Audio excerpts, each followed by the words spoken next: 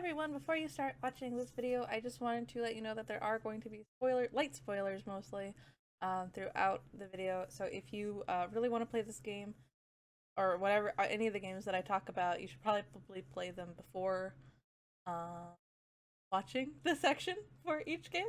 Yeah, so in particular for Steam Prison and Olympia Soiree, unfortunately to talk about the parts that I particularly wanted to talk about, I go into a bit of spoiler territory, but I do avoid it for the most part in Cafe Enchante, Bustafellows, and Cupid Parasite. So just keep in mind, everything is marked as like the sections in the video, so skip to the ones that you feel okay with watching and avoid the ones you don't. So yeah, thank you. I'd really like to start talking about Otome games more in 2022, but I wanted to start doing it by talking about the games, all of the games I played in 2021 in some format. And a couple weeks ago, I was so tired. I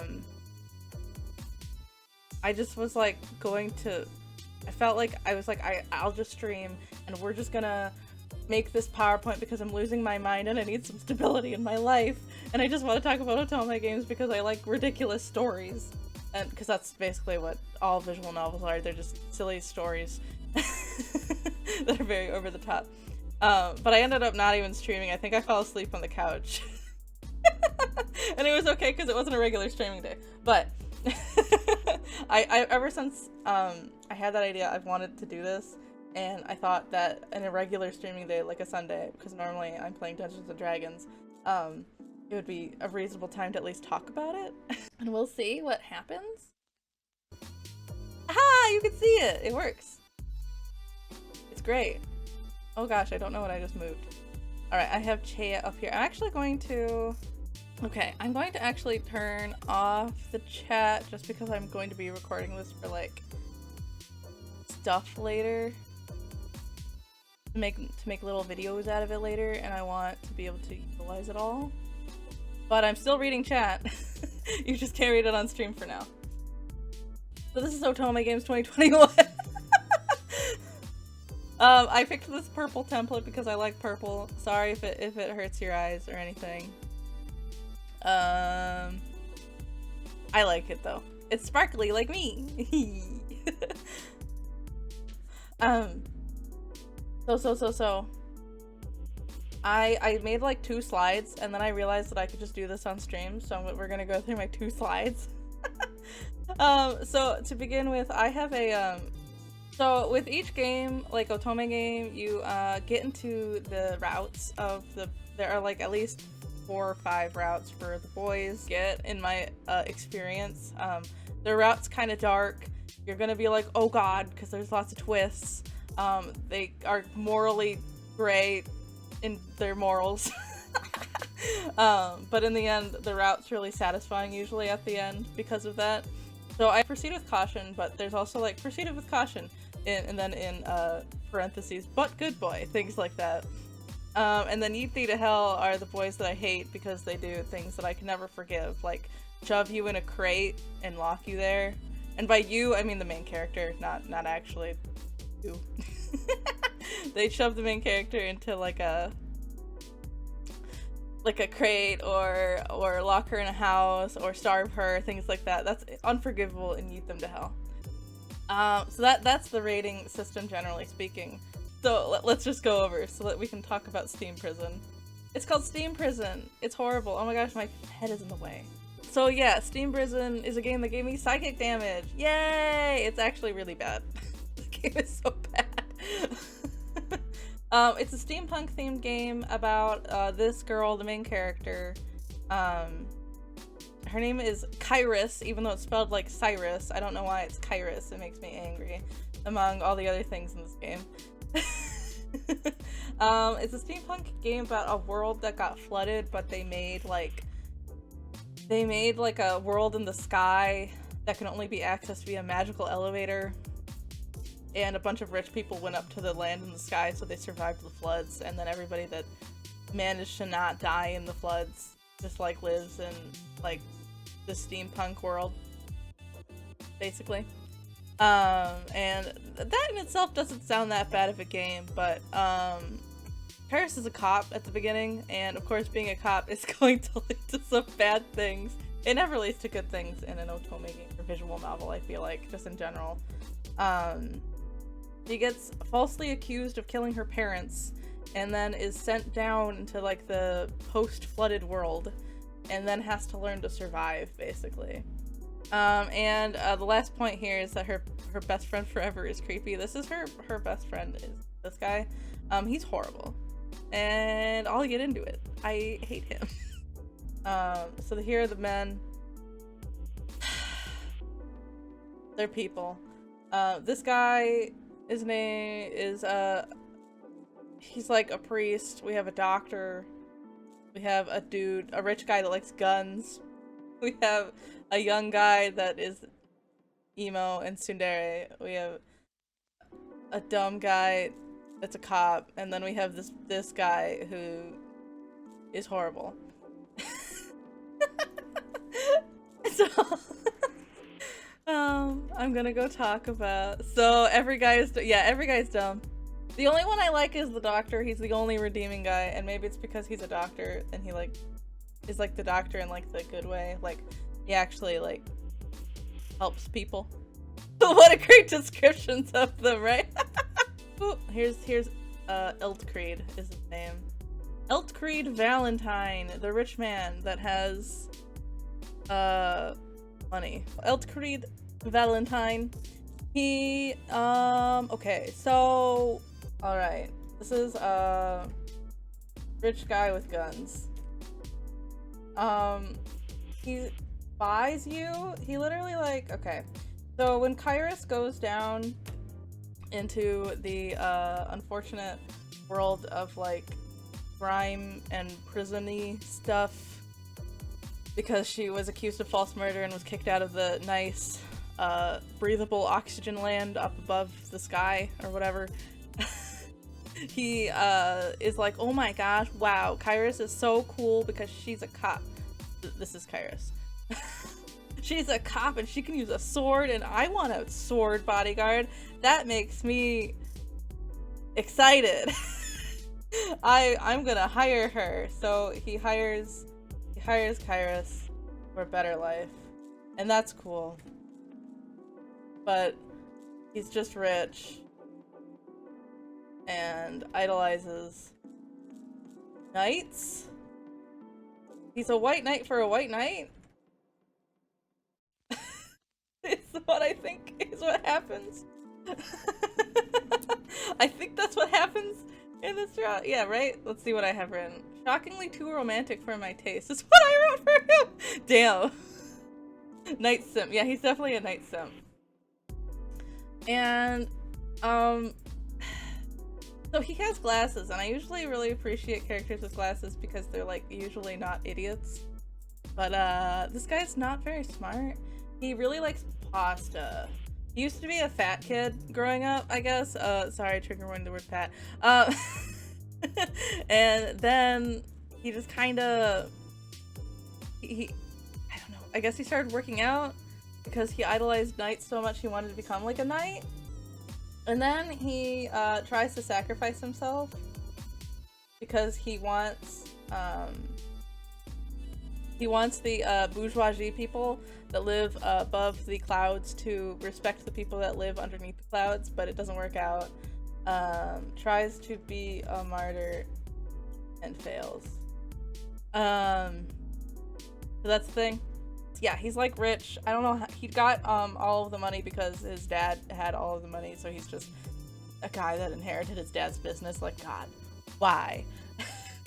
He tries to like car bomb the bourgeoisie, and it doesn't work out, and it's just really annoying, and in the end this girl Kairos has to save the day. As much as I don't like her because she's very naive and dumb, she's the only one that ever does anything in this game, so she's definitely the best character. And I don't think I have anything else to say about Eltcreed. What is it?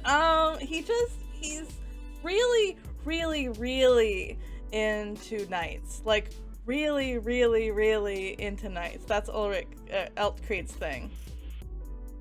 Like, really, really, really. And so he does some things to Kairos where I'm like, maybe don't. Maybe ask for consent first. And I'm like, not into that. Even if in my fantasy worlds of Otome games, consent is key. Consent is key. Okay, moving on to Ulrich. Ulrich is the youngest guy of your dateable options, which is fine because Kairos herself is like 18 or something, and I think Ulrich is also 18. Ulrich Fairy. He's not rich guy with guns. He's the tsundere of the group. He finds Kairos when she gets sent to the dirty prison below the clouds, and he is the one that suggests that Eltcreed hire her for her services. And this guy works for this guy. I'm gonna make him bigger. Be large, Ulrich. Be free. Okay. He kind of just goes around town and he doesn't like the bourgeoisie because who does? And he just kind of yells at them. And he judges Kairos for previously being part of the bourgeoisie. He's just like, you'll never understand me, you don't get anything. You don't get it. He's just super tsundere, basically. He's also part of a renegade group. He likes candy. He really likes candy. The only time you ever see him eat anything in the game, it's like ice cream or like lollipops or like candy bars. So the other thing with this game is that I'm like 100%, like I am a completionist when it comes to Otome games. So I like to play through all the routes, even the bad ones. And this is where the bad routes get really bad. Like, because he's a secret hitman working for a secret, like, group that's trying to take down, they're trying to get onto the elevator to go into the land above the clouds and, I don't know, kill everyone, I guess, for equality. And, Kairos has an issue with that because, like, she used to live there and she's like, they're not all bad people, you just haven't met them, you don't know. He basically gets coerced into shoving her into a pit of dead bodies. And then she's just kind of stuck there, and that's like part of the good route, and the bad route is she doesn't get out of it and she just dies in the pit of dead bodies. That's traumatizing! That's really traumatizing even if you don't die! Like, bro! And this whole time I'm supposed to be like, oh, he's forming a romantic relationship with this person. He's bad at his job. /questionable morals. Because it turns out that like his dad, his great grandpa is the person that made all the technology to like make a city above the sky so the people wouldn't live, and he was supposed to go up on the elevator but he didn't make it, so now he like lives underground and and he can't get over it. He'll never forgive anyone. He does like romance novels. That's one good thing about him, I guess. It makes him more human. Honestly, the biggest thing about Ulrich is that there isn't a lot to say about him because all his entire thing is don't talk to me, I'm too good for you, but he's really just tsundere and wants to help people, but he's going about it in the wrong way, and that's the entire route.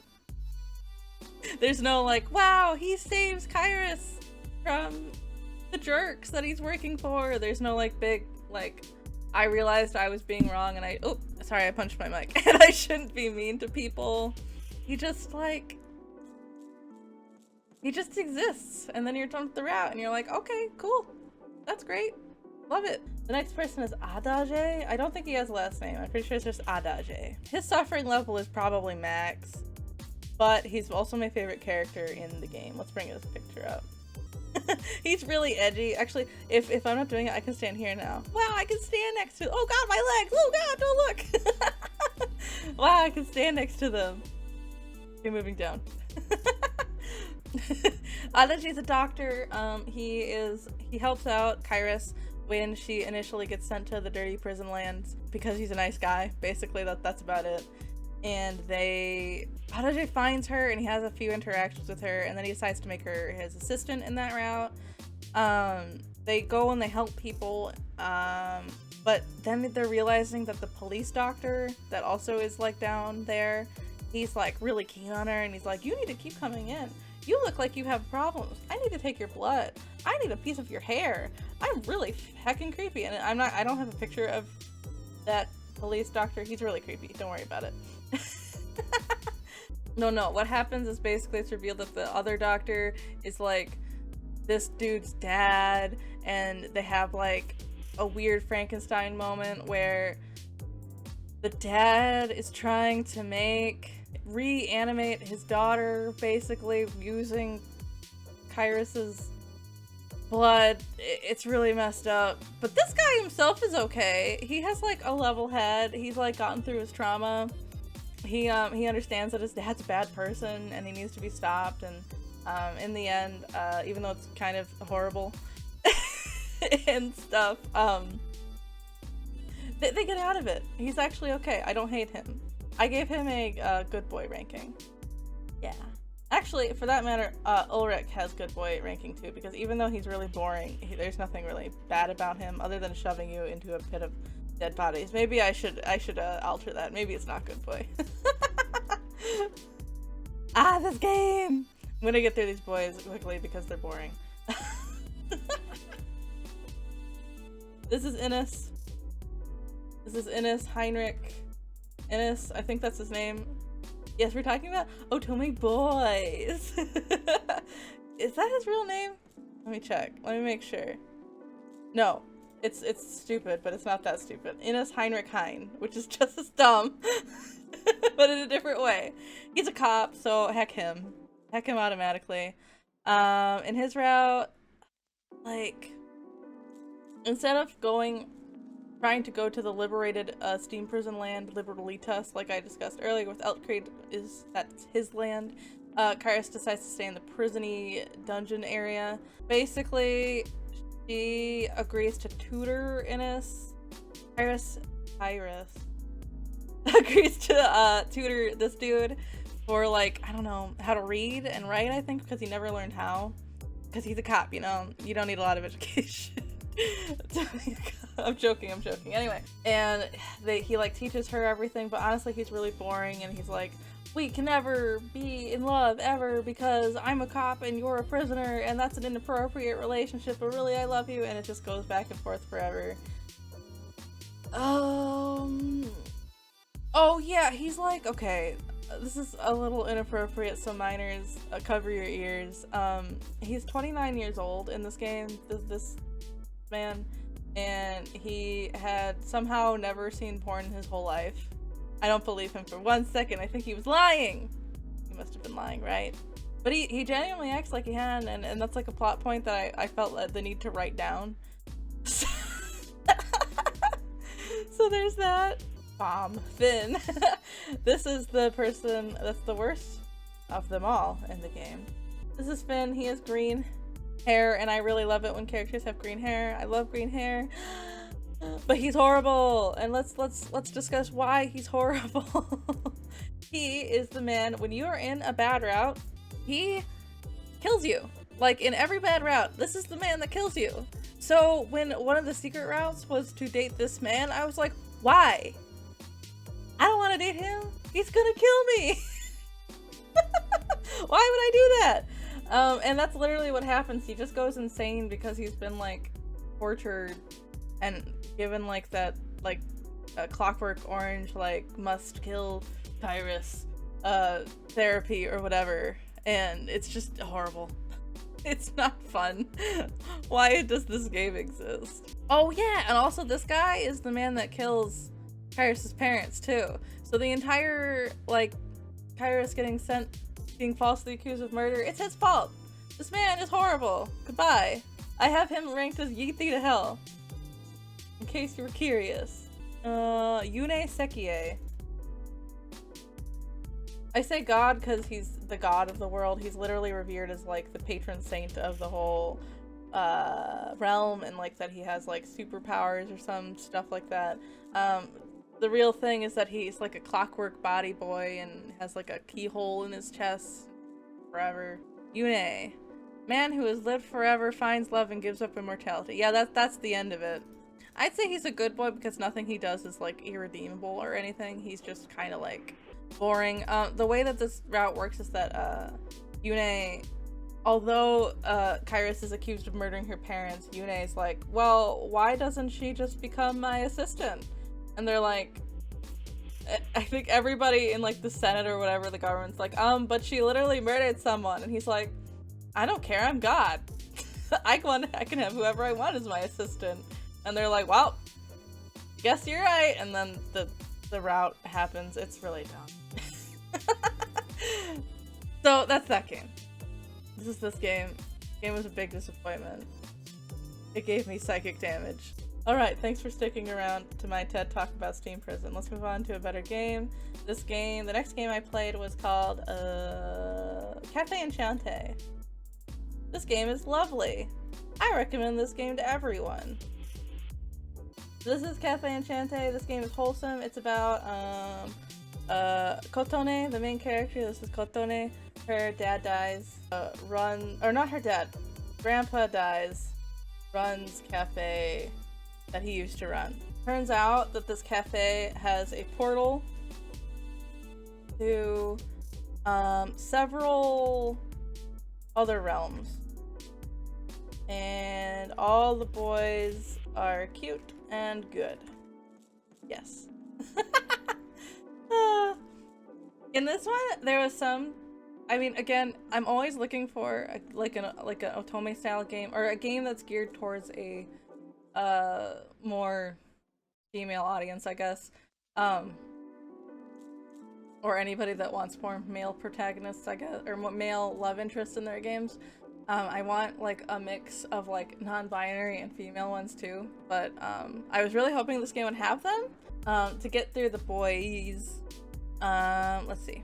So to go in order, I won't spoil everything because I actually think this game is worth playing. One, the art style is amazing. If you look at this art right here, it's pretty cute. I'm gonna upload a couple other pictures. The first route I did was Dullahan Man. Here he is. He can stand next to me. Yay! It's like amazing. I thought this game was so great because they made you fall for this guy that doesn't even have like a face, but he's so sweet. He's so wonderful. He doesn't even have a head technically. He's just this big dude in a suit of armor, and he really cares about he's from the fairy realm, and he really cares about protecting all the fairies there, and he really takes care of Kotone, the main character, this girl, and it's just a good time, honestly. It's a good romp. It's not super, I ranked him as a good boy. He's not super, not a super angsty route. It's just, his story's a little sad, but that's like the theme of the game. All of these people have, it's like found family. They all live at the cafe, and they all are rejected from their own worlds, but they found family together, which is very cute. But yeah, Canis is a super sweet Dullahan. He's the perfect knight, without all of the lawful good flaws that often come from being a knight. Ignis is a fire demon. Oh no. Ignis. He exposes a lot of skin. I meant to also download, they have like human forms that they take too, but where he's wearing like a shirt and he's like eating a burger, because he really likes to eat food. But I didn't, so this is what I have. Ignis he's kind of a tsundere. I'd say overall he's the tsundere of the group. He's kind of like the, I don't trust you, Kotone, you're not gonna run the cafe well, but then he helps her out. He exposes a lot of skin because he's hot. Well, yeah, he is hot. He's a fire demon. Yeah, he helps Kotone out in the end at the cafe, and he looks really cool all the time. Like, he goes and he competes in skateboard contests, and then they like gradually fall for each other, and a lot of stuff happens. I'm not gonna get too far into it, but the demon world that he comes from is actually full of ice. It's actually like an ice realm, and so the fact that he's actually a fire demon, that he's incredibly powerful, and there's a lot of stuff that happens because of that. But yeah, so for Ignis, I rate him as a good boy. I think the suffering level, like how much you're emotionally going to suffer, it's pretty high. Some of the stuff that they deal with is actually like kind of scary. I was very worried for the outcome of the ending, but it does have a happy ending in it. It's a surprisingly interesting route. I actually like that he's tsundere, because he's overall more of like the, I don't know, like the I don't like you at first, but then once he warms up to you, he's nice. He doesn't keep that tsundere facade the whole time. So I think he's good. After that, I go to Kaoru. Kaoru is actually not a magical being. He's actually just a human. Kaoru is voiced by Junichi Suwabe, who is one of my favorite voice actors. Junichi Suwabe is the voice of Eraserhead, or Aizawa Sensei in My Hero Academia. Oh my god, I removed the picture now! There we go. Among other famous voices that he's played. So he's a human, and he's like Fox Mulder, basically. He's the paranormal agent of the bunch. So he checks in at the cafe to make sure the paranormal people, all the other people, are not doing bad things, that they're keeping in line. He's an older dude. He's this is probably gonna make you laugh. He's like 32. Wow, so old. He's not old at all. But they do portray him as being a more mature guy that like has his life under his belt, and has everything under control. But the secret is, he doesn't, and he's never gotten over something very traumatic that's happened to him, and I'm not going to tell you what it is. It's a spoiler. But he's really good. I really like the portrayal of just like I like you, but also I have a job, so I have to do my job, but we can still go on a date later type of thing. Because you don't normally get that in Otome games. You just get the all-consuming, I don't care about my job, I'm only gonna spend time with you. Or there's like time skip, so you never get that feeling of that the guy has another life. But this time you do, and I think it's really nice. Again, I rated him as a good boy. He really is a good boy. The story has really good twists in it. I was really surprised. I thought that his route would be the most boring because he's a human, but it's actually, I think it's one of the better routes. It deals with a lot of the side characters that you're introduced to in the game. Man. He's a guy that uses kindness to hide his pain, and I think that made for a really good route. I recommend him. Il Fado de Rie. I don't know how to say that name. He's a angel. Boop. I couldn't find a good picture of him. His wings are too big. This is Il. We call him Il. He's great. He's really relatable for people who really like Otome games, because he himself loves Otome games. Yes, this game it's a wholesome. It's kind of okay. The thing is, with this game, if you can't handle stories that have emotional turmoil, then don't play this game. But if you're okay with found family stories about struggling past traumas and getting over them that come out to a happy ending, then you'll like the game. But if you're not in a point in your life where you want to deal with that, then don't play the game. Otherwise, go for it. El Dorado Burrito, yes, that's his name. Il Fado de Rie is his name. He is an angel from the angel realm, because angels are a realm. Or from a realm in this world. He came to the human world and fell in love with Otome games, which, like, hashtag relatable.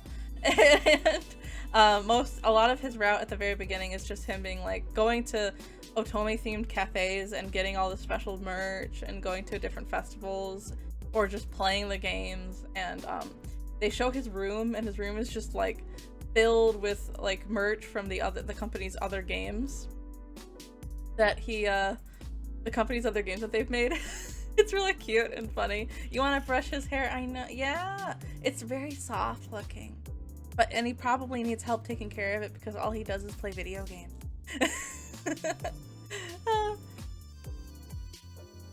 His story was also quite surprising.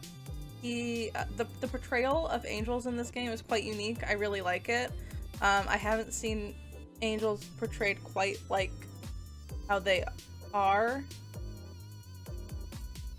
in any other media that I've seen. They probably has in some other thing. He's an advertisement. No, he's not. They never directly mention any of the games. It's just in the background. You can like be like, oh, I know that character from a different game.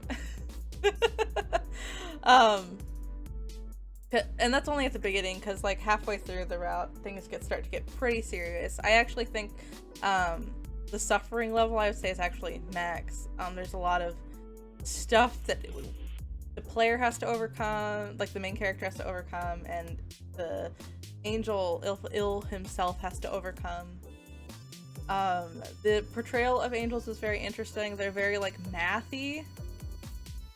They're very like technologically oriented. Like I'm not going to describe it too much, but I think it's pretty unique. I think it's worth playing. It's good. I rank him as a good boy, and yeah, it's unfortunately there is a lot of suffering in this route, but just know that he doesn't want to do the suffering. He really doesn't want to suffer, but he unfortunately suffers. Like, who wants to, you know? But I'm going to say that the way it is to not reveal too much about the plot. And the last guy is Miser Rex. He's the guy that he's like the biggest bro on this particular picture, and then I think on some of the other pictures you'll usually see him. Miser Rex is the Devil Lord. Yeah, he's the Devil Lord King. He loves coffee. He is one of the first people to come to the cafe, the Grandpa's Cafe, before all the other guys came over.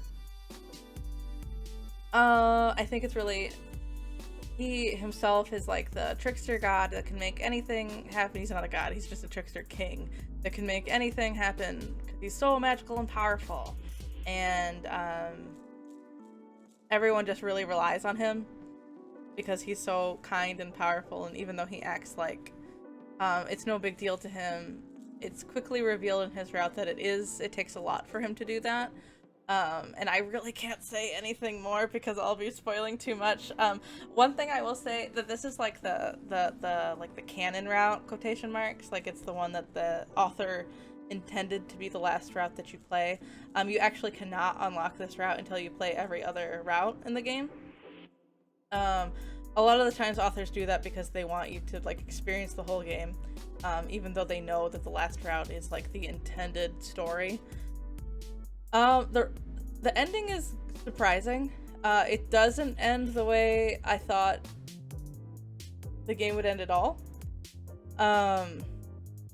Otome, the main character, and Miser go through a lot of strife, and a lot of it is just suffering the whole route. It's like super max suffering, emotional suffering, and in the end they have a happy ending. But is it the best ending that they could have wanted to have? No. But it's good. That's what I can say about that without revealing too much. Yeah, he is a very good boy. The story is, let's see what I wrote. The story is good, and the ending is like, whoa! The ending is like, whoa. So as you can see, all these boys are good boys. Yay, good boys. I actually highly recommend this game. It's really just about, so all of them come together because Kotone's grandfather has died, and Otome wants to take over the cafe that he used to run. And so all of those men are mourning the grandfather's death because they all liked him, but they're also all mourning something else. And it's really a game about coming to terms with grief and getting over it and realizing that you can rely on your friends for some of it, but some of it you have to overcome on your own. And it strikes a good balance between that, and it's really heartwarming, and I think it's wonderful. I really think if you're at all interested in an Otome game, it's one of the ones that I would say pick up first. But it's not, I think, but it's not super actiony. I mean, it's pretty actiony. I think the story flows pretty quickly, but not a lot of like action hero sequences happen. For that, there's a different game. The next game that I'm going to talk about that I would recommend for that type of thing. Right? The next game? Yeah. The next game is, honestly, it was so fun. I played this game so quickly. I was shocked with how quickly I busted through this game. It's Bustafellows! Bustafellows came out this year. It was actually a surprise because it wasn't published by the people that mostly have come out with Otome games in the US. So far, let me bring up the photo for Bustafellows. There we go. Whee! Here's Bustafellows. Yay! Oh, I'm covering them up. I'm gonna give it. It's fine, we don't need this here. Ah! Come here. There we go. Oh, you like this one? You still need to play more of it? Yeah, the characters are great. Honestly, this game is amazing. It's really fast-paced. This game is about Teuta, the girl right here. Teuta Bridges, I think is her last name. She's a journalist in a city that's basically New York. I can't remember what it's called. It's basically New York. And she is walking down the road and she really wants to get an interview with this guy. This guy's name is Limbo. That's his actual name. I don't know why that's his name. His name is like, his full name? Oh my gosh, what's his full name? I'm pretty sure it's like Limbo Fitzgerald, I think. Anyway.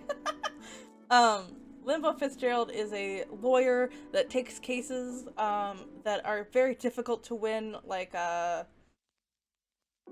okay, actually, content warning on this. I have to discuss, I'm not going to get into detail at all, but I will mention things like trafficking and drug use. So if you're not comfortable with that, pop out for a little bit and come back in like 10 minutes. So, Limbo, basically he takes cases that are hard to win, like when people have been falsely accused of selling drugs, or when they've been falsely, or they are victims of trafficking and they have a crime pinned on them. They have no proof of like that they're citizens in the country that they're in, things like that. He takes those cases on and he always wins them. He's just that good. And Teuta's like, is he really just that good? I want to know. I want to know about him. And so she tries to get an interview with him, and she finally sees him on the road, but then all of a sudden he dies. He gets killed. This isn't a spoiler, this is like in the premise of the game. But then Teuta realizes, or she thinks to herself, I can fix the situation, because Teuta has the power to go back in time.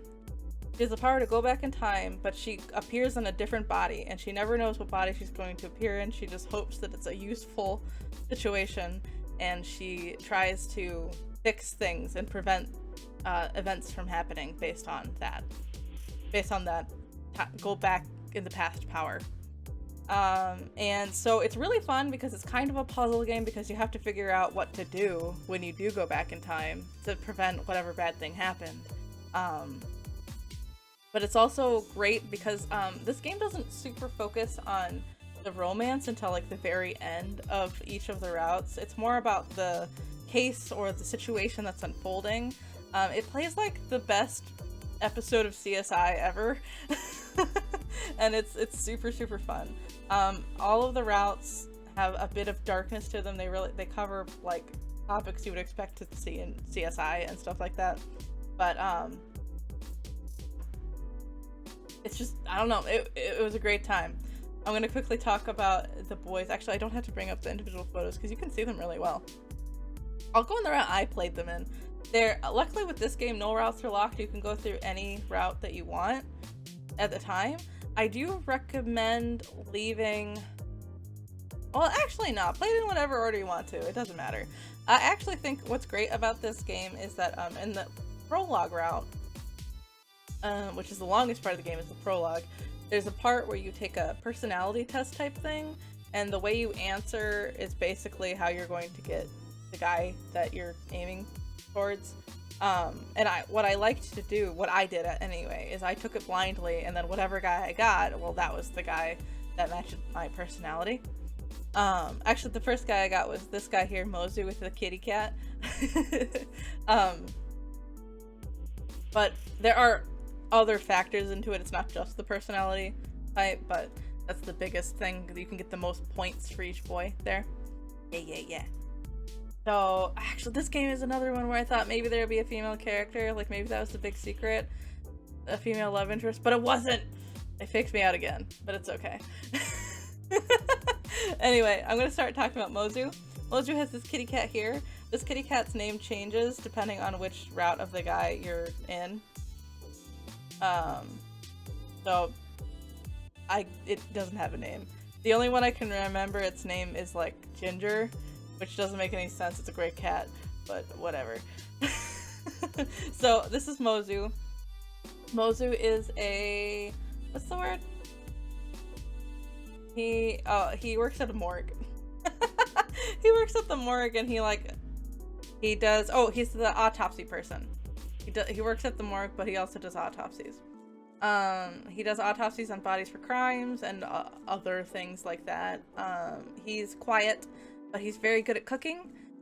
He's super kind and sweet, but he's kind of like, because he's so quiet, it's hard to get like, it's hard to talk to him a ton at first, so you really have to like break his shell open. I personally really enjoyed his route. I think it's really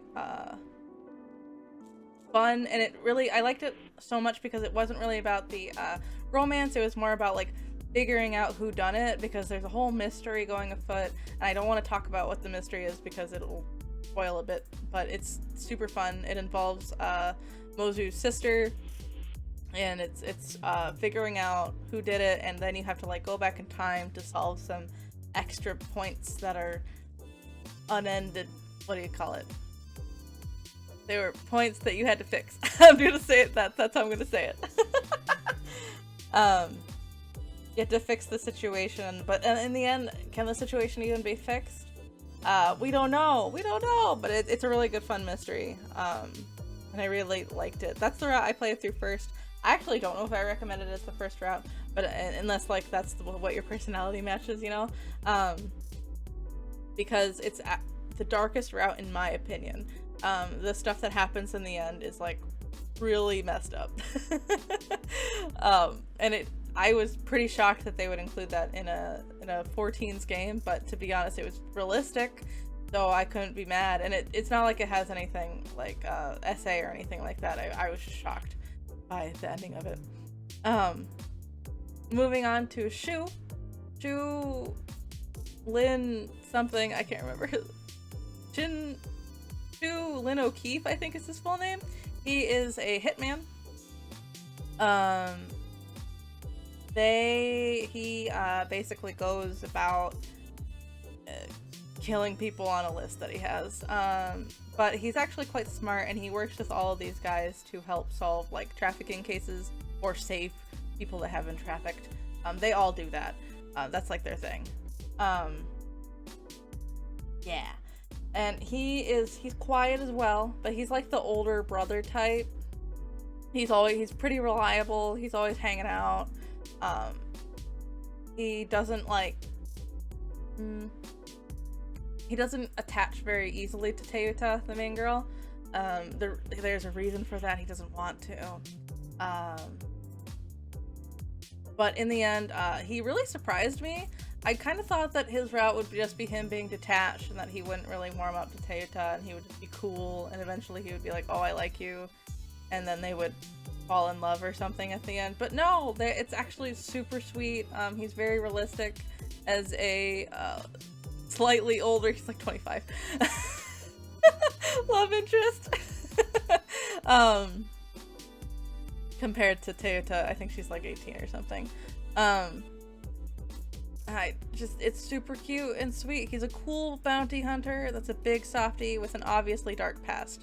That is the best way to describe him. Thank you, past me, for typing that out.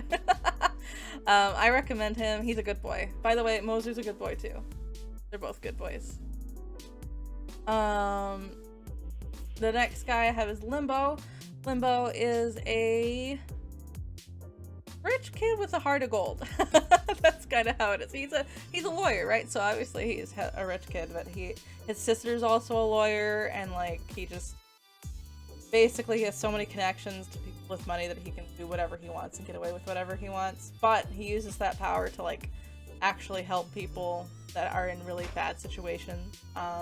His route is the most romantic out of all these guys, I think. He's the most forward with it. It kind of makes sense because Toyota is going for him at the beginning anyway. So it was leaning towards a romantic type of situation anyway. He's voiced by the voice actor Ken, who also voices Urianger in Final Fantasy XIV, so I like him a lot. I like his voice a lot, but as far as does he stack up to the other characters? Yeah, but it's actually the most lighthearted route, I think, of everybody. And it didn't make my heart wrench as much as the other route, so it doesn't stick out as much to me. But he's still great. He really keeps the party going in every route that you play through. He's kind of the heart of the party. And he's definitely worth... It's nice that he's there, you know? Next we have Helvetica. His name is Helvetica. I'm not lying. this guy here with the glasses. Helvetica is a prissy tsundere with a dark past. Yeah, that's the best way to describe him. He is a font boy. Yes, font boy. He's a plastic surgeon. He prides himself on being able to do a very good job at making people look the way they want to look, and he presents it to Toyota like, oh, I make people look nice, but like, you shouldn't judge me because of it, because everybody has something they want to change about themselves, and it's alright. He has a really, really dark past. Like, I think it's I would say it's basically the darkest out of everybody. Some people say it's this guy that we'll get to in a second, but I think it's him, personally.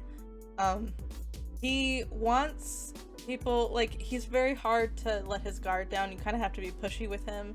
There's a few puzzles that involve, like, mind gaming him, it feels like, in his route, like, just to get him to open up. And I kind of enjoyed that. He's really angsty, though, so if you're not into angsty boys, to be honest, he can be scary, but...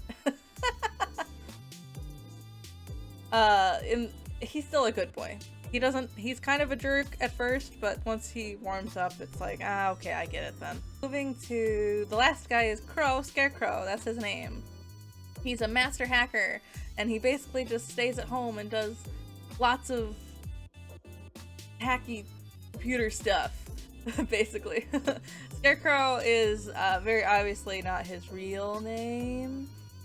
You know, just in the prologue of the game, but what's his real name and who's his real identity and what was he in his past? Who knows? Honestly, he's a younger guy. He's like 19, and he's just a super whiz kid that can just basically hack everything that he needs to. His route is quite dark. It deals with a lot of things like PTSD trauma on his end. And dealing with it and working through it all. I think it's quite a nice route because it's showing a very honest side of like, hey, you should get therapy because you have PTSD and things like that. Everybody tries to help him out and get through his situation. Very kindly. I think they handle it pretty well. One thing I will say about this game is the fact that it takes place in America, and it doesn't feel like, for the most part, it doesn't feel like a game set in America that Japanese people wrote. It feels like one of the writers must have lived in America for a little while, because they address a lot of topics that they don't address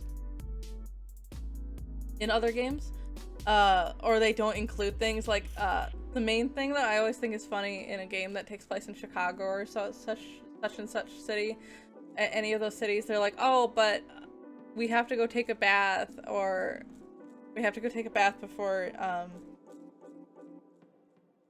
going to bed or whatever, which is a super Japanese thing. And it's not that Americans don't do that, it's just a lot less. We usually just shower, right? So things like that, or a lot of it's just like cultural eating stuff. Yeah. That's why he doesn't get therapy. He can't afford it because it's in America. Ah, good point. Good point. Oh no. But I will say they handle things like Halloween and Thanksgiving really well. I really liked that they handled like those holidays, those more American holidays, really well. Classical American names like Helvetica and Scarecrow. Yeah, you know. And Shu and Mozu and Limbo. They all have normal names. The funny thing is, a lot of these are actually their chosen names or their code names. But Limbo, this guy's name is actually Limbo. His sister's name is Veronica. Why did his parents name him Limbo? I don't know. So weird. Right? Yeah.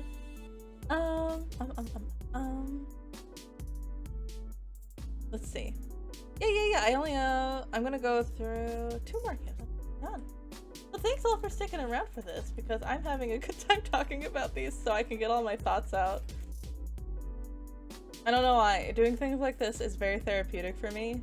Just like talking about these games, because I don't have anybody to like talk to and about them that like truly understands, and while I'm not giving like a full explanation, you're at least like getting the gist of it, and I'm getting the satisfaction of talking about it. So this is the next game I played is called Olympia Soiree. It has nothing to do with Greek literature or Greek mythology or anything like that. It's just called Olympia Soiree because the main character's name is Olympia. Oh, you can't see Olympia in this photo. Hold on. Bring up Olympia. This is Olympia. She's pretty. She has a little ham. Its name is Daifuku. I'm gonna put her off in the corner. Boop. Okay. So, Olympia Soiree. Oh, it's a game.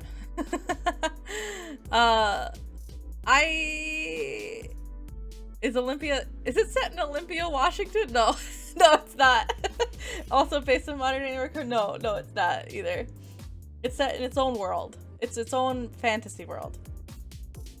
Olympia Soiree is called Olympia Soiree because the main character's name is Olympia. Her name is actually not Olympia. That gets revealed immediately, but that's the name she goes by in the game. Her real name is Byakuya. Byakuya. Yeah. So Olympia Soiree is a game that takes place in a whole other world and on an island called Tengu Island. And actually there's 2 islands. I can see why she changed it. Because Byakuya is not very appealing to you. Yeah, so Olympia Soiree is set on 2 islands. Mostly just Tengu Island. The other island is special, and I'm not going to get into it very much because it's too much spoilery stuff. Tengu Island is a land where everyone is born, like their hair and their eye color is a certain color, basically. Byakugan? No, Byakuya! Like the Byakuya Togami from Danganronpa, that kind of a name. Or Byakuya as the sister, or sorry, the brother of Rukia from Bleach. That name. No, not Bakugan! No, not Bakugan! Y'all are making fun of Olympia when she's the best character in the whole game. But yeah. Okay, the thing was, let it rip! Their hair and eye color is a certain color, isn't it anyway? Okay, I know. Hold on. I'm gonna get into it. So everyone is born, so the main thing is that it's said that the world was created where everyone would be born with a certain color hair and certain color eyes that match like RGB colors, not like brown or like blue. Although blue is a color. It's like brown hair, blue eyes isn't a thing. It's like you'll have purple hair and purple eyes, or green hair and green eyes, that sort of thing. And the primary colors, yellow, red, and blue, are the most prized colors. They're the highest in the hierarchy of the world, and then the colors go down the color wheel. And if you are like brown, or like you have mixed colors, you're considered like an untouchable and you live underground. And it's a very awful hierarchical world. And Olympia herself she has white hair and white eyes, and the people that are of the white they are special because they're the priestesses of Amaterasu, the sun goddess. They can hear her voice and they can bring the sun to the world. So yeah, like with the white people commentary, a lot of this game really seems like it's meant like a white person realizing that they have all the power and that's a bad thing, and trying to tear down social structures and have everybody have equity and equality. That's the gist of the game, really. But the main thing is that the white bloodline has to be carried on. It can't end, because if Byakuya dies with no offspring, there will be no one who can bring the sun to the world. So she must find a husband. And because she is of the white, she can find a husband of any color she pleases. But the main conflict of the game is, oh, Olympia, you can marry any guy you want on the island, but not that guy you picked. Not that one. Any other guy is an acceptable position, though. Even though they tell her she can marry any guy she wants. It's dumb!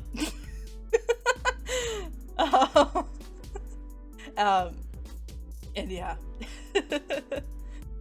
So she just picks each guy. I'll even say why people don't want, but they're like, you can't marry that guy because I say so. It's a lot of it. I'm going to go in the order I played them in. I will say the two guys on the ends here, this guy and this guy. Yes, this is a guy. They can't be unlocked until you play the middle four guys routes. So I'm gonna start with, who did I play first? Riku. I played this guy. His name is Riku. He's Riku of the Blue, part of the Blue clan. They are special because they have a power to suck the souls out of them.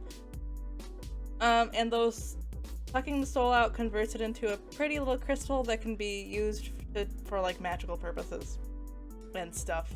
Other things too, but that's into spoiler territory. Riku of the Blue is the resident tsundere of the game. Riku is he's a cop. Of course, he's a cop. You gotta have a cop, I guess, in this land of racism. And he sees anyone that is like of the lesser, like they're brown or they like have mixed colors, as like lesser people. And he doesn't understand why Olympia is like, well, they're people too. What do you mean? He's cute because he's tsundere, and I actually really like it because Olympia herself is the one that like pushes the relationship forward. A lot of the times in Otome games it's the guys doing it, but this girl fucking rocks. I love her. She's the one that like actually progresses the story, and I'm really happy that they wrote it that way. In the end though, I did rate Riku as a good boy because he doesn't really, even though he's like a racist cop, he does change his ways. He realizes he's being stupid. And like in the end he's like, wait, no, we should liberate the people, and then things happen. It's actually way more complicated than that, but yeah, he's a super tsundere boy who needs his hot girlfriend to realize that being racist is bad. So maybe he should be like a proceed with caution, but I still rated him as a good boy because nothing like particularly bad happens in his route. The next guy is Tokisada of the Green. Tokisada is of the green, but you'll see he doesn't have green hair. There's a reason for that. I'm not gonna nail it. He is pretty young. He's actually younger than Olympia. I think Olympia is like 20 and he's like 18 or something like that. He's young and he's basically convinced by the leader of the Green Tribe that, oh, you should go try to propose to Olympia because you need to do something for the Green Tribe, and aren't you friends with her anyway? Because they do become friends quickly. Um, but they become friends really quickly, and it was nice to see them have just have a friendship before they start dating. But at the same time, Tokisada is he's such a young character. I wasn't that into it. I was like, please no, I don't want to date a child. No. He's not a child, but that's how they characterize him as. And it was really awkward for me. I think he's a great character. He's really friendly. He stands up for what's right. I think he has the biggest transformation, the growth transformation of all the characters in the whole game. But he's still a kid, so it's like, can we just be friends? Do we have to get married? I think it's nice to see it. I think it was good because, one, Olympia is a really strong character. She's constantly standing up for Tokisada and helping him come to terms with his insecurities about the world and growing up, and it's cool, but it still feels like you're coaching a kid on how to live in the world rather than your future spouse. Also, another thing I don't really like is that he looks like Sora from Kingdom Hearts in a lot of the pictures, and I'm like, no, not Sora, no! No. But overall, he's a good kid. He's a good kid. I love seeing him in other routes because I'm like, yay, a friend! He's not gonna be mean to me like all the other characters. One thing I will say again is I have a completionist mentality when it comes to Otome games, so I played through this whole game. A lot of the bad routes are scary. They're crazy, and in this one of the they come out of the blue. They have nothing to do with the plot. They just happen, is what it feels like, these bad ends. And the Tokisada's route is where one of the crazy bad ends happen. So yeah, that's Tokisada. You want to know about the purple-haired man? Soon. Actually, he's next. So yeah, Yosuga is the name of the purple-haired man. He lived underground with the people that are considered unspeakables, like people that are other, and he runs a bathhouse there. He runs a bathhouse in the underground area of the world where the other people live, like I said, but he acts as like a protector for those people. He knows that they're treated very poorly, so he tries to have the bathhouse be a safe place for them. He also likes it to be a place where anybody can be whoever they are at the bathhouse. It doesn't matter what color they are, and you'll still receive a nice massage in a bath type of thing. An actual massage too. It's not one of those places. The thing with Yosuga is he has an extremely tortured route. So not to give too much away, but Yosuga there's a reason why he lives underground. He doesn't like anybody above ground because he was horribly wronged by his people, by the people above ground. And by that I mean something happens. He has a very angsty route. He doesn't trust a lot of people. It's kind of hard. He's really, really cool. He has a beautiful voice. He's voiced by the Japanese voice of Grahatia from Final Fantasy XIV. It's lovely to listen to. But he is a little angsty, and for good reason, because, So, but in the end, I still rank him as a good boy, because he acts like he's a bad boy, but he's not. Basically. Let's see. Cursed Boy meets his soulmate, Angst ensues. S-tier voice actor was my little note on that.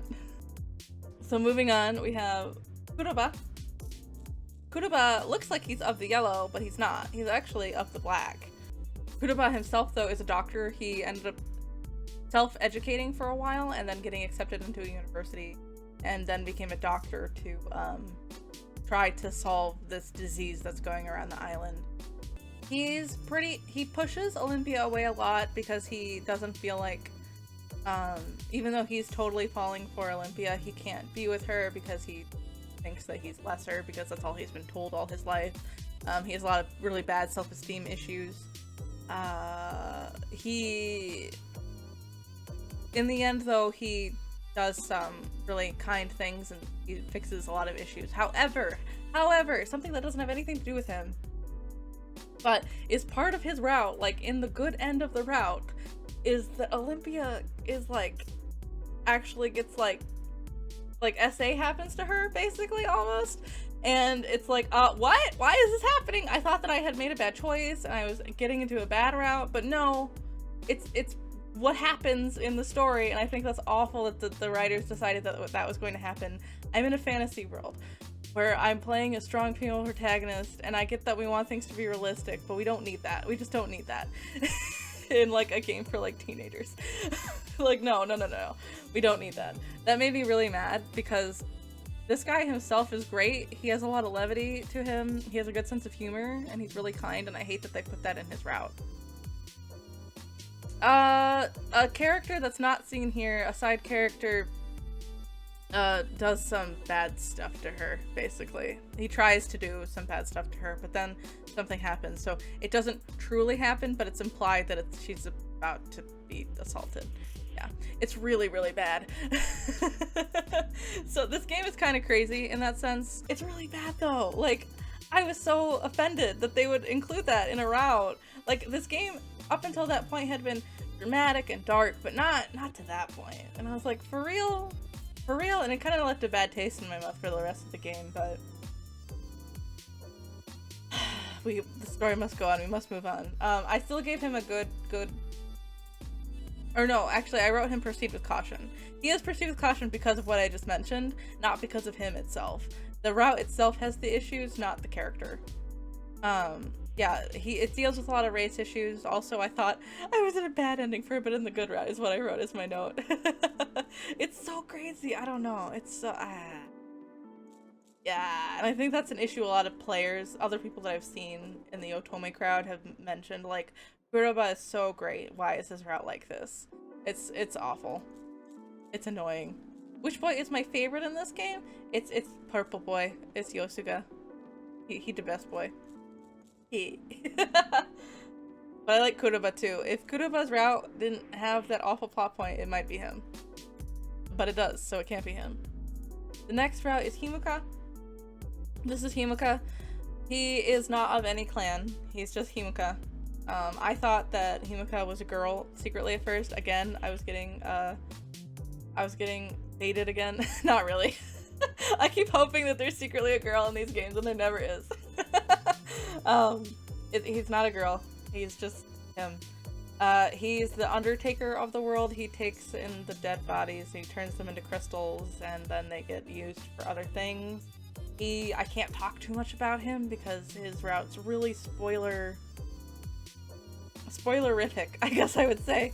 I really didn't like him though. He acts scared of Olympia the whole time. He's like scared to talk to her in her presence.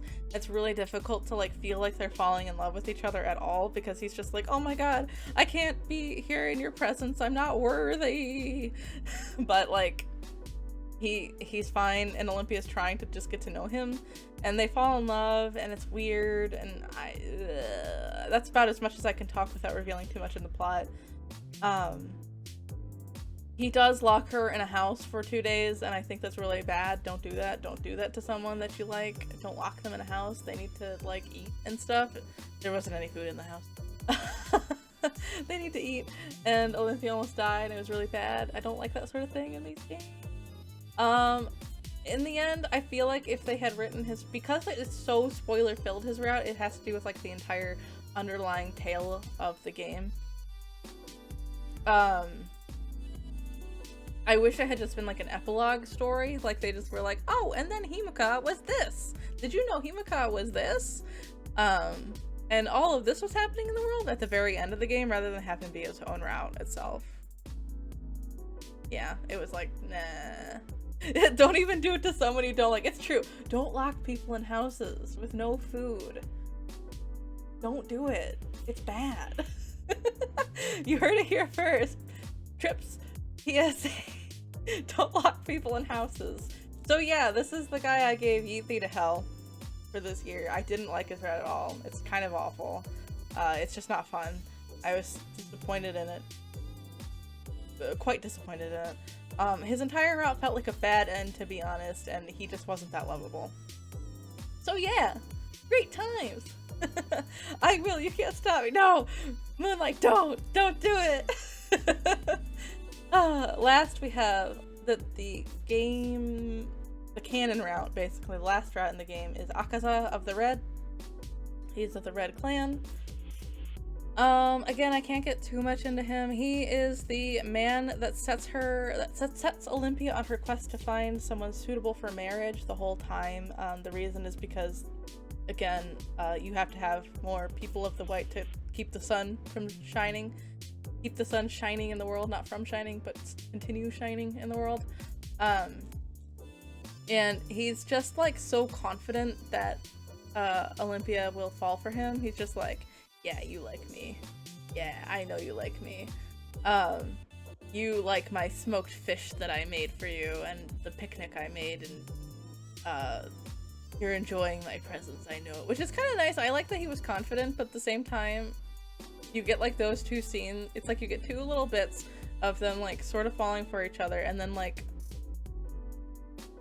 the plot goes crazy and it gets like really deep into Japanese mythology, which is kind of fun. It's entertaining in itself that it gets deep into Japanese mythology, but like then this guy like doesn't matter for the rest of his own route, and it actually focuses on a side character who's a lot better. I can't discuss who it is because it's way too spoilerific. But he's boring. He's not a bad boy though. Yeah, you do, bro. I agree. He's not a bad boy. I actually have him ranked as a good boy, but he's kind of boring. He is a kudere, which I guess is kind of why he's boring. He doesn't show his emotions very freely. It's cute that he makes Olympia feel really... She gets all like, oh, I don't like you. I'll never say I like you. But she does like him. It's cute, but I don't know. It didn't do too much for me as the end of the game. The backstory reveal itself was the best part of that route, so who cares about him? So basically, this guy is the best guy. He's the only guy worth caring about in this game, and we're gonna throw the rest of it in the garbage. Yay! Honestly, the game isn't that bad. It's just really complicated. It's an extremely long game, and there's a lot of really, really, really dark plot points that I don't think should have been there. Because the game isn't advertised at all, and nowhere in like the game's description in Japanese, in English, or anywhere implies that it's going to be quite as dark as it is. Like, I do expect craziness to happen in Otome games because that's just what happens, that's how the games are, but not to this level, and it just I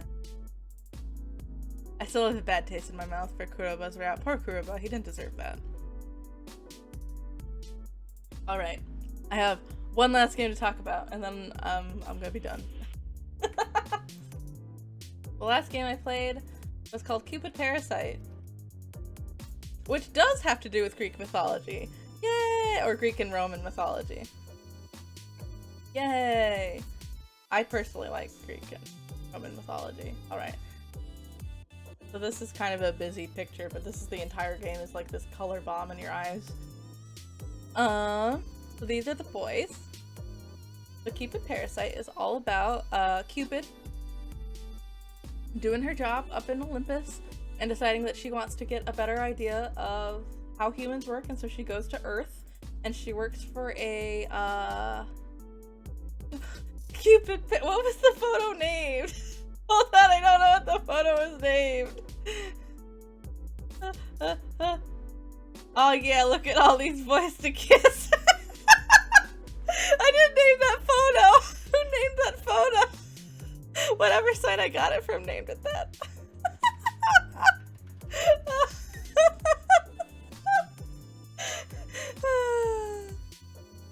Cupid Parasite, you've heard of Cupid Chocolate? I have not heard of Cupid Chocolate. I don't think I named it. Maybe I did in my fever dream self when I made this. Oh, I collected all the photos for it. I don't know. It's funny though. I'm so happy that was the name of it. Anyway. So Cupid Parasite is actually about Greek and Roman myths. Cupid goes to Earth and then she works for a company called I think it's just called Cupid Corp. Yeah, Cupid Corporation, and they work on like you're having trouble getting married, and they're just marriage people. They help you find somebody to love. It's like Tinder but for marriage, basically. Cupid Chocolate is this Chinese animation TV show. Huh, I'll have to look into it. I don't know if I've heard of that before. Yeah. So, as you can see, this game is like really loud. The colors are like freaking crazy. The rooms are actually, I wonder if I can find, I kind of want to show like how crazy like the backgrounds are in this game. It's kind of like an eyesore. I can. Give me 1 second. That worked. Aha, look at this. Look, it's too many colors. It hurts my eyes. Like, the whole game is like that. That's like really my only gripe about the game though. Is that it's too many colors. Which seems like a silly gripe, but you know, sometimes it hurts. But Cupid Chocolate is like a romantic comedy show. I see. Well, that's a good thing because Cupid Parasite is definitely a romantic comedy Otome game. It's honestly, it's super lighthearted. It's super fun. There's nothing is super deep and sad in this game. It was such a breath of fresh air from after playing Olympia Soiree. Honestly, all the characters are super cute and nice. I don't think there's a single like. Let me actually see. No, they're all ranked as good boys. Spoiler alert. What is the parasite element? We'll get into it in just a second. So, basically she's working Cupid. She goes as the name Lynette in the human world. No, she does not leech off of the boys.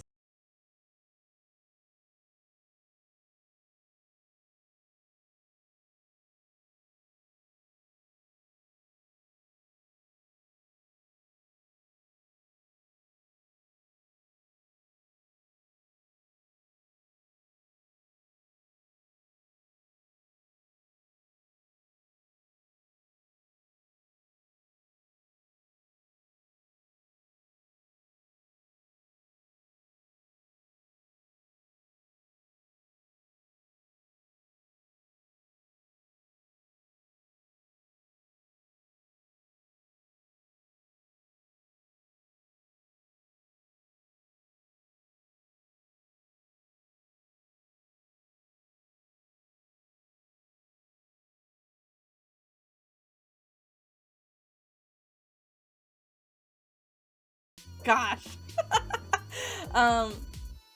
She's working at this job and she's trying to get the biggest promotion because she thinks if she gets the biggest promotion, her father, Mars, will think, oh wow, humans can fall in love with themselves and I don't have to just always work. So she's doing that, and then she, one day by her boss, this is her boss by the way, is like, I need you to try to marry off these 5 people that we call the Parasite 5. They're called parasites because they're so obsessed with what they are really into, that they suck away all of the love, and just like the thing that they're really into is the thing that lasts. So for each boy they're a different type of parasite, and Cupid Parasite is that Cupid, and she's so obsessed with being Cupid that she's not actually thinking about falling in love herself. She's thinking about being Cupid. Like this guy, the green guy here, he's called a glamour parasite. He's so into fashion and looking good that he's not thinking about loving or looking at other people from a romantic perspective, that type of thing. That's what I mean by parasite. That's what they intended with the description anyway.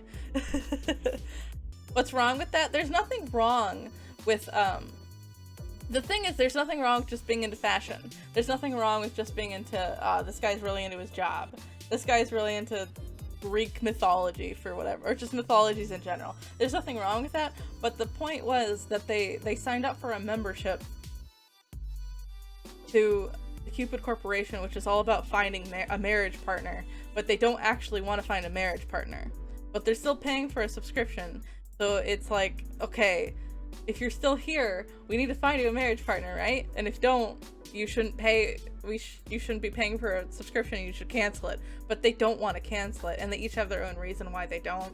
And they have a harder way to, like, they need to, like, figure out what it is that they're seeking in a romantic partner. Like, they have a harder time coming around to it. It's more like overcoming, I guess, realizing that they're all a little selfish, I guess, which is totally fine, but they're also searching for a romantic partner, and you have to, like, not only think of yourself, I guess, if you're looking for a romantic partner. I guess that's what they're getting at? I don't know. You have to live with the suspension of disbelief that this is a romantic comedy, so love has to happen. That's the basic reason for it. Love has to happen because it just does. Because it's a romantic comedy. Sounds like a gym membership, except the gym is trying to get people not to pay if they aren't showing up. Yes, actually. Kinda. I think it's because they want people to get married so their numbers look good. You know? I'm so confused, but yeah, love and shit. Thank you. I feel like I explained that okay. It's kind of like it doesn't really matter. It's just like they're seeking love, but they're not open to the idea of, like, changing their mindset at all. And you do need to compromise a little bit if you're trying to, like, it doesn't matter if it's romantic or if it's just a new friendship, or a new roommate. You have to compromise your ways a little bit based on who you want to live the rest of your life with, and it's just showing people, like, to, like, think of that other person too. But honestly, it's not that deep. The game's not that deep. It's just like, these people need to find love. They're paying to find love. They're not finding love. How do we do this? That was a really long explanation for a game that's not that deep. Anyway, I'm gonna go through the boys real quick.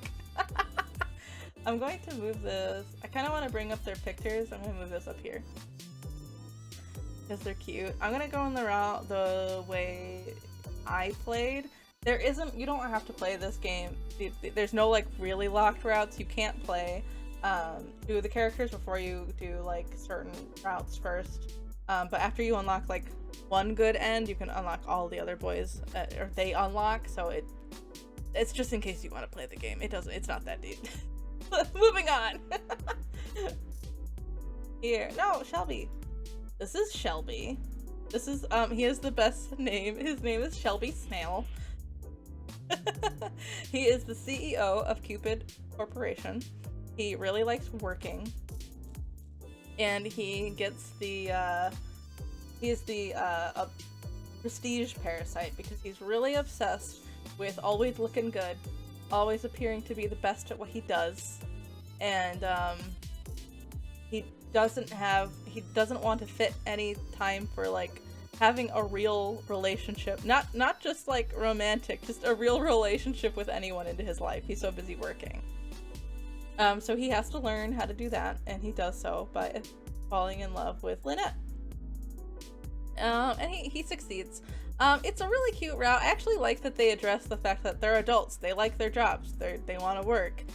But, you know, if you want to have that, like, person to come home every night to, that's, like, a romantic style relationship, and, like, actually have, like, the romance going, you need to make some compromises, that sort of thing. The funny thing, though, with his route, and this is very obviously revealed at the very beginning, he doesn't want anyone to know that he hasn't found love. He's the corporation of a company that professes that everyone will be able to find a marriage partner if they sign up for their membership. But he hasn't found someone to marry himself. But he said it. He said it, like, on a TV program that he was married, and so everyone thinks he's married. So it's like it's a scandal. But really, it's not that deep. I think this route is really fun. It has, like, James Bond themes to it. It's cute. It's fun. It's not that deep, but it's fun. It's like the whole game. But yeah. And that's really about it for him. He's a good guy. He's honestly very respectable. I like him. He's a boss that is bad at being honest with his feelings. Oh, but he's also voiced by Ken, who's the voice of Enchante from Final Fantasy XIV, so he's a great voice actor. And I honestly, he's just a good guy. Not much else to say. Good guy. Thumbs up. I appreciate this. This game has a lot of like, every route seems to be based on like a different kind of movie, or like have very loose ties to a movie. This one is sort of like The Devil Wears Prada is my opinion for this one. So this is Ryuki F. Kesain. He is the Japanese boy of the group. He's also the tsundere of the group. There's always a tsundere. He is really cool. He owns his own fashion line at the young age of 18 years old, but he has signed up to get married because his sister told him to. So he doesn't really want to. And and that's actually fine. He ends up quitting in the end, the marriage corporation, and is like, well, I didn't want to get married anyway. And then he falls in love and gets married, obviously. But you know, he is very cool. I honestly, this guy is, if you want to know what I'm like, he looks so punchable. Girls are icky and have cooties. Yes, that's how it is. Honestly, he has some sort of synesthesia where he will look at a person and he'll see the color that's associated with them, and if he doesn't think that that color is attractive enough, he wipes them from his like vision. Like he can ignore entire people in his life, which is kind of an issue in and of itself.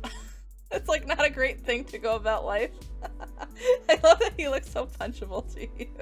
Because honestly, despite that part, I don't have the synesthesia where I ignore people. I like to be pretty inclusive and talk to everybody no matter who they are. I really related to him because he really appreciates keeping up with his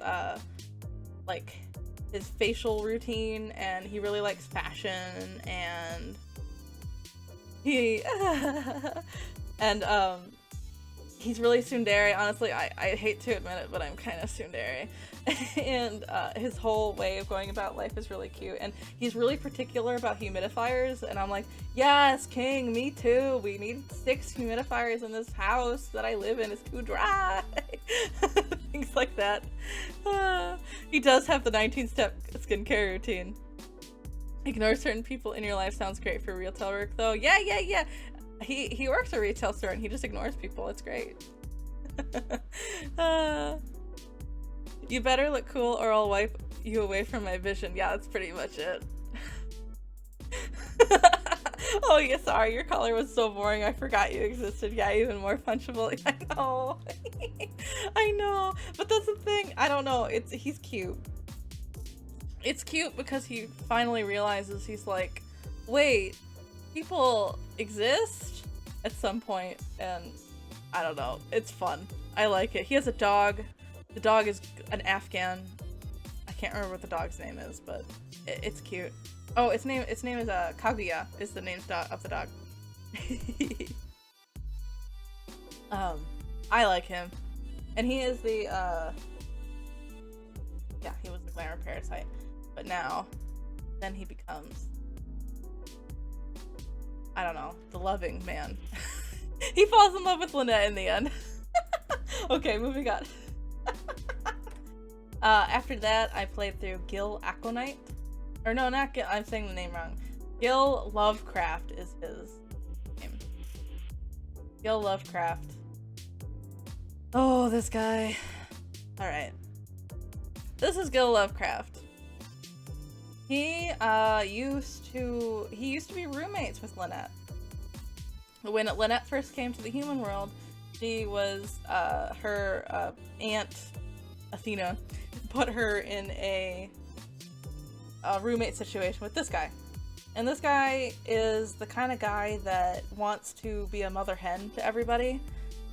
He constantly takes care of Lynette, and he's like, oh wow, you need to be babied, I love babying you, it's the best, wow. And yeah, he's a nerd. You're right, Highwind, he's a nerd. He is a freelance author, like a freelance article writer and author. He's wearing 2 sweaters. I know. Isn't he a loser? um, and he's just, he's known as the lovelorn parasite. And the reason why is because he has fallen in love with Lynette Mirror, the Cupid, but he never confessed to her.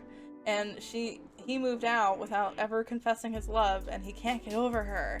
And so he's joined Cupid Corporation to try to find a new love and to get over his lovelorn self, but he can't do it because his manager is Cupid.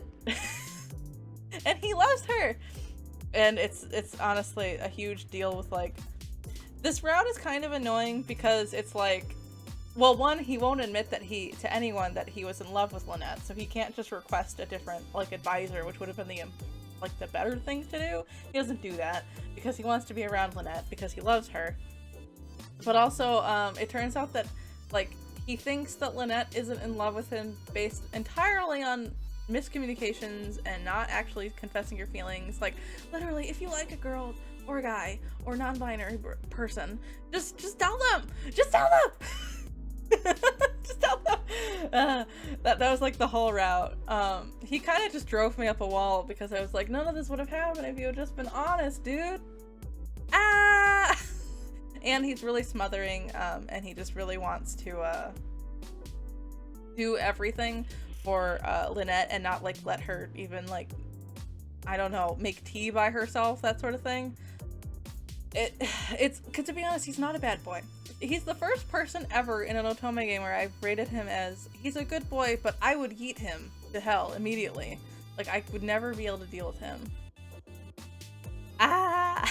But his route is really crazy and takes movie influences from Transformers, and it's really strange. That's all I'm going to say about that because it's revealing too much about the plot. But yeah, Transformers. The next guy is Raoul Aconite. There's Raoul here. Dun, dun, dun. This is Raoul Aconite. He's what is called the obsessed parasite. He is obsessed with Greek mythology in particular, but really he just likes all mythologies. He's just so obsessed with it. History and all that stuff that he just doesn't care about anything else in the world.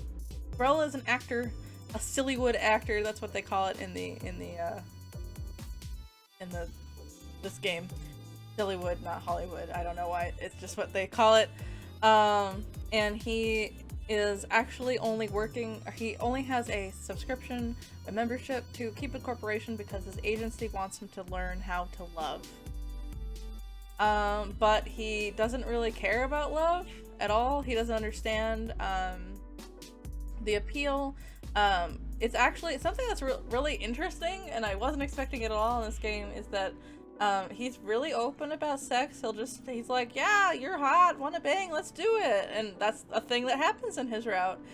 I was not expecting that because a lot of these games tend to be like, oh no, you only have love after you only make love after you've fallen in love. But this game is like, nah, it's cool.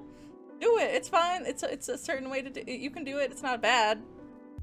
It's like, I don't know, the game isn't that deep, it's really silly. There's actually a really strange plot point that involves ancient Roman historical figures in this route. I'm not gonna reveal too much. That's one of the things that happens in this route, though. And it's very silly. I actually really like him though. I thought I wasn't gonna like him at all because, like, I'm not that into the blonde characters. Yeah, this game is really long. I would agree with that. I'm not usually into the blonde characters, but I don't know. He was cute. He was fun. He's a good himbo. A great himbo. A+. That's how I rate him. He's a good boy. And, let's see. He is a mythology-obsessed himbo, and he was a refreshing take on love in an Otome game. I agree, previous self. Yeah. So it's actually 56 hours long because there's a secret route after you beat all of these boys. There's a secret guy, but I'm not gonna reveal who it is. Not in this stream anyway. the last guy on the list is, if you've played through these routes, you'll basically know this person's identity. This is... So I'm going to be revealing it here. If you do not want spoilers on this person's identity, click away! Click away! Alright. This is Alan Melville. He is known as the Thieving Parasite. Thieving Parasite. The reason why is because he really likes girls, but only if they're in love with another guy. And he especially likes girls if he can get them to fall asleep at his place. Falling asleep being the key word as to that's my hint about what he really is. For I'm going to reveal it. Is he a crow god from another sect? No. No. His whole thing is that he's actually an incubus. He's actually an incubus, and he's come to the world to try to feed on mortal dreams. Because that gives him power. That's actually not the big twist of this game at all, in his route at all. There's a much bigger route that I will not get into. But basically, Cupid very early on finds out that he's an incubus, and she's like, well, you can't just like give people all these amazing sex dreams because people aren't dating anyone, they're just sleeping all the time. They don't think they need to have a relationship with another person when the relationship that they're having with the person in their dreams is better. So she's like, she convinces him to like get his tasty dreams from her instead, but it starts draining her energy because she's a god, and issues ensue. That's all I can really get into with his route. I think it was actually a pretty good conclusion to the story. It reveals a lot of the stuff about the mythology world, how mythology, or I guess how the god world works in Cupid Parasite, and it's quite cute. He is an angsty boy, but he's a good boy. He's never mean. He never does anything like vindictive or awful, even though he's like a demon and he thinks that he would. He's very kind. And I think he's worth it. So he gets the good boy ranking. I'm saying, yeah, all I wrote for him was that he's a sad incubus that just wants love. Because he is. He is. And that's actually it. There is a secret route that nicely wraps up the whole story. It's quite cute. And I recommend playing the game to figure out who the secret route person is. Yeah. So that's actually, those are all the games I played. Actually, so for me, let me, I'm gonna get rid of this. Go here. Be like, I'm gonna list the games. Games played this year. I'm gonna text Steam. Steam Prison. Played. Go away. I played. What other games did I talk about? Cafe Enchante. I played Bustafellows. Played Olympia Soiree. I played Cupid Parasite. Man, you'd think that I could get through more games, but like what you said there, Sunburn, the game is like 56 hours long, and that's like, I don't even think that's the whole game. That's like if you just get the good endings. If you do like all the bad endings too, like I do, it's more like 65 hours long. So it's kind of like I'm doing that throughout my week, so I only get through so many per year. But yeah, these are the games I played for the year. My favorite one was, I think Bustafellows was my favorite one. I think Bustafellows is an amazing game if you've never played like a visual novel that's more romantic-y, and you like more a female focused, I guess, and you want to, or a female point of view focused is what I mean to say, and you would just want to dip your toes into it, especially because the game is the plot is really, really fast. It's fast moving. There's a couple fun mechanics to do in it. it's a good time.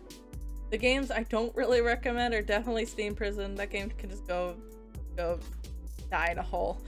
And Olympia Soiree. I think Olympia Soiree is good to play if you're really into Otome games, but if you're not, don't bother with it. If you want a wholesome time, I recommend Cafe Enchante, and if you want to laugh your butt off, I'd say Cupid Parasite, because Cupid Parasite genuinely is a romantic comedy.